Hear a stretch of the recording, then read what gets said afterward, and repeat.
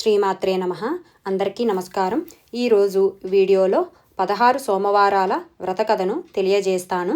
ఈ 16 సోమవారాల వ్రతాన్ని చేయలేని వారు ఈ వ్రత కథను వినడం వలన పూజ చేసినంత పూర్తి ఫలితాన్ని పొందుతారు. ఇప్పుడు ఈ వ్రత కథలను తెలుసుకుందాం. నైమిసారణ్యంలో జ్ఞానయజ్ఞ నిరుతులైన సౌనకాది మహర్షులు సూతునకు నమస్కరించి, ఓ మహర్షి, మీరు మాకు అనేక సత్కథలు చెప్పితిరి. ఏ వ్రతమును ఆచరించుట వలన శీఘ్రముగా ఫలప్రాప్తి కలుగునో అటువంటి ఉత్తమోత్తమైన వ్రతమునొకదాన్ని మాకు ఉపదేశింపుము అని ప్రార్థించిరి. అంతటా సూతుడు, మహాత్ములైన మహర్షులారా, ఒకరోజు కైలాసములో దివ్య రత్న ఖచిత సింహాసనంపై కూర్చొని ఉన్న పరమేశ్వరుని పార్వతి ఏకాంతంలో ఇట్లా ప్రశ్నించింది. స్వామి, నేను మీ వద్ద అనేక శాస్త్రములను ఆగమ విద్యలను నేర్చుకున్నాను. సర్వకాల సర్వావస్థలోనూ అల్ప ప్రయాసచే మహత్తరమైన ఫలమును ప్రసాదించు వ్రతమునొకటి నాకు ఉపదేశించుడు. అది విని మందహాసముతో సదాశివుడు, ప్రియా, నీ ప్రశ్న ఉచితముగాను లోకోపకారిగాను ఉన్నది. లోకహితము కోరిన నీకు ఒక శ్రేష్టమైన వ్రతమును చెప్పెదను అంటూ ఇలా చెప్పసాగాడు. నక్షత్రములలో సూర్యుడు, గ్రహములలో చంద్రుడు, నదులన్నింటిలో గంగానది, ఇంద్రియములలో మనస్సు ఏ విధంగా శ్రేష్టమైనదో వ్రతములన్నింటిలో ఈ సోమవార వ్రతము శ్రేష్టమైనది. ఈ వ్రతమునకు షోడశ సోమవార వ్రతం అని పేరు. దీని మహిమలను వర్ణించుట అసాధ్యము. భక్తిపూర్వకముగా దీనిని ఆచరించువారు ఏదేది కోరుకొందురో దానిని వారు శీఘ్రముగా పొందుతారు. దరిద్రులు ధనవంతులవుతారు, కన్యలు యోగ్యులైన వరులను పొందుతారు, ముత్తైదువులు అఖండ సౌభాగ్యమును పొందుతారు, రోగులకు సంపూర్ణ ఆరోగ్యం కలుగును, ఎడబాసిన భార్యాభర్తలు ఒకరినొకరు చేరుకుందురు. ఈ విధముగా ఇది పరమ మహిమాన్వితమైన వ్రతమని చెప్పెను. అంతటా పార్వతి, స్వామి, దయచేసి ఈ వ్రతమును ఆచరించు విధానమును అనుగ్రహింపుడు అని ప్రార్థించును. ప్రియా, ఇది భక్తిపూర్వకముగా ఆచరించవలసిన వ్రతము. ఈ వ్రతమును ఆచరించుటకు ఆషాఢమాసపు పౌర్ణమి నుండి కార్తీక మాసపు పౌర్ణమి వరకు వచ్చు 4 నెలలు చతుర్మాసములు ప్రాశస్తమైనవి. ఆ రోజులలో వచ్చు 16 సోమవారములలో ఈ వ్రతమును సోమవారము నాడు ఉపవాసం ఉండాలి. ప్రసాదం స్వీకరించటంలో తప్పు లేదు. ప్రాతకాలముననే స్నానాది నిత్య కర్మలను ముగించుకొనవలను. పుట్టమన్నుతో శివలింగము తయారు చేసుకొనవలను. వెండి, ఇత్తడి వంటి శ్రేష్టమైన లోహములతో చేసిన లింగమును కూడా ఉపయోగించవచ్చును. బిల్వపత్రములు, పుష్పములు, ధూపదీపాదులను సిద్ధం చేసుకొనవలను. నైవేద్యము కొరకు గోధుమ నూకను వేపి ముద్ద చేసి దానికి కావలసినంత నెయ్యి, బెల్లము కలిపి ఉండలను చేయవలను. ఈ వ్రతము కావలసిన ప్రసాదము ఇదే. ప్రసాదమును శివునికి నైవేద్యం పెట్టి దానిని 3 భాగములుగా చేయవలను. భక్తులకొకటి, పశువులకొకటి, ఈ వ్రతమును ఆచరించు వారికి 3వది పంచవలను. ఆ రోజు ఉప్పు తినరాదు. ఇదే విధముగా ఆ 16 సోమవారాలు శ్రద్ధాభక్తులతో ఆచరించవలను. 17వ సోమవారమున ఉద్యాపన చేయవలను. 16 సోమవారములందును పూజించిన మట్టి లింగములను 17వ సోమవారం నాడు జలమునందు వదిలివేయవలను. ఆ రోజున రోజా బ్రాహ్మణులకు అన్నదానము యథాశక్తి చేయవలను. ఈ విధముగా వ్రత విధానమును పరమేశ్వరుడు పార్వతికి ఉపదేశించును. అది విని పార్వతి, స్వామి, ఈ వ్రత విధానము చెప్పి అనుగ్రహించితిరి. దీన్ని ఎవరెవరు ఆచరించి ఎటువంటి ఫలములను పొందగలిగిరో వివరముగా తెలపవలను అని ప్రార్థించను. అంతా శివుడు వ్రత పూజా ఫలమును చెప్పనారంభించను. పార్వతి, చాలా కాలం క్రితం ఈ వ్రతమును ఆచరించుట వలన నీవే నన్ను భర్తగా పొందితివి. గిరిజా కళ్యాణ సంఘట ఇంకనూ నాకు జ్ఞాపకము ఉన్నది. నేను నీకు పతి కావలనని ఉద్దేశముతో నీవు ఘోరారణ్యంలో తీవ్రమైన తపస్సు చేసితివి. అప్పుడు దేవతలు, సప్తఋషులు నా వద్దకు వచ్చి, ప్రభు, నిన్నే నమ్మి తపస్సు చేయుచున్న హైమావతిని అనుగ్రహించరాదా, ఆలస్యమెందులకు అని ప్రార్థించిరి. నేను బ్రహ్మచారి రూపంలో వచ్చి నిన్ను పరీక్షించితిని.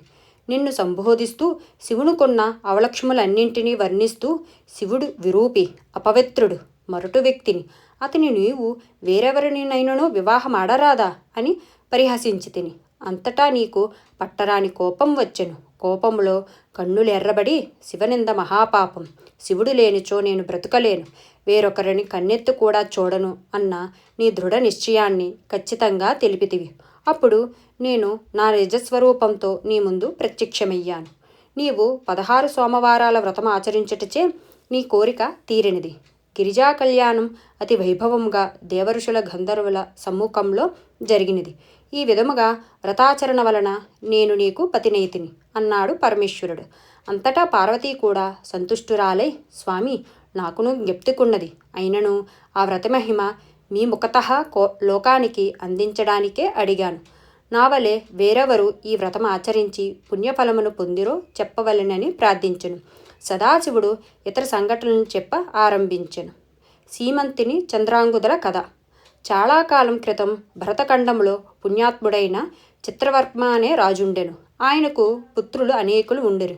పుత్రిక కొరకు పార్వతీ పరమేశ్వరును ఆరాధింపగా ఆడపిల్ల జన్మించెను. సర్వగుణ సంపన్నురాలైన ఆ శిశువునికి 14వ సంవత్సరమున వైధవ్యము ఖచ్చితంగా ప్రాప్తించును అని జ్యోతిష్కులు తెలిపిరి. అంతటా రాజు దుఃఖితుడయ్యను. శోకంతో పీడింపబడుతున్న రాజునకు జ్యోతిష్కులు దీనికి పరిహారం తెలిపిరి. రాజకుమార్తె అయిన సీమంతిని పూర్ణచంద్రుని వలె పెరుగుచుండెను. యుక్త వయసు వచ్చిన తరువాత ఆమెను రాజకుమారుడైన చంద్రాంగుదునికిచ్చి చిత్రవర్మ వివాహం చేసెను. ఇల్లరికము వచ్చిన అల్లునితో రాజుకు కాలము సంతోషంగా గడుచుచుండెను. ఇట్లుండగా ఒక రోజున చంద్రాంగుదుడు జలక్రీడ కోరి యమునా నదికి ఏగెను. దురదృష్టవశమున నది అందలి సుడిగుండంలో చిక్కుకుపోయెను. రాజు పరివారమునకు ఎనలేని దుఃఖము కలిగెను. సీమంతిని కూడా సహగమనంకు సిద్ధపడెను. అంతటా యజ్ఞవల్క్య మహాముని భార్య అయిన మైత్రేయి అచ్చటికి వచ్చి, పుత్రి, చింతించవలదు. నేను నీకొక వ్రతమును ఉపదేశించెదను. దానివలన వైధవ్యము నుండి నీకు నివృత్తి కలుగగలదు అని చెప్పి 16 సోమవారాల వ్రతమును ఉపదేశించును. మైత్రి ఉపదేశించిన ప్రకారము చెప్పినది చెప్పినట్లుగా సీమంతిని కూడా భక్తితో వ్రతమును ఆచరించును. నాగలోకమునకు చేరిన చంద్రాంగుదుడు నాగరాజుచే సన్మానింపబడి సురక్షితంగా రాజధానికి మరలివచ్చెను. అందరూ సంతోషించి ఈ విధంగా ఎడబాసిన పతిపత్నుల వ్రత మహిమచే మరలా ఒకటయ్యారు. సదాశివుడు మరి ఒక సంఘటనను కూడా చెప్పదొడిగాను. మార్కండేయ సాంబ పూజారి కథలు.